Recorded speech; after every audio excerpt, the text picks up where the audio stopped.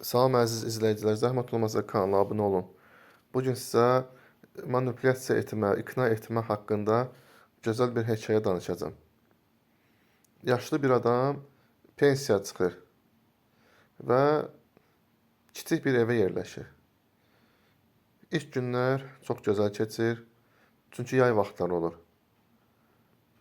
Sentyabr ayı gəldikdə, dərslər açıldıqdan sonra yaşlı adamın evin önü çox səs-küylü olur. Səbəb məktəbli uşaqlar olur. Uşaqlar məqsədli şəkildə olmasa belə, yaşlı adamın evinin önündən keçəndə çox səs-küy salar, gürültü çıxarar və yaşlı adamı narahat edərdi. Yaşlı insan düşünür, nə etsin ki, bundan xilas olsun. Ağlına belə bir fikir gəlir.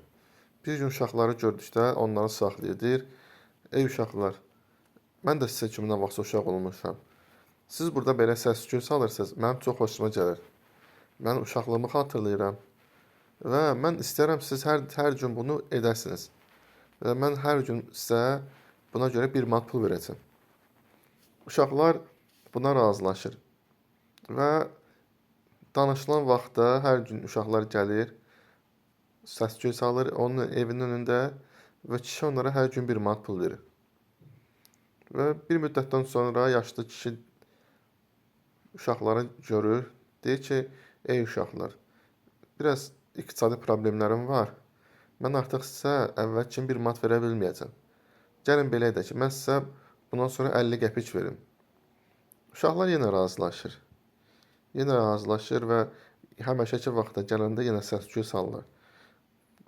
Qısa bir zaman keçir və yaşlı adam əsas planı işə salır.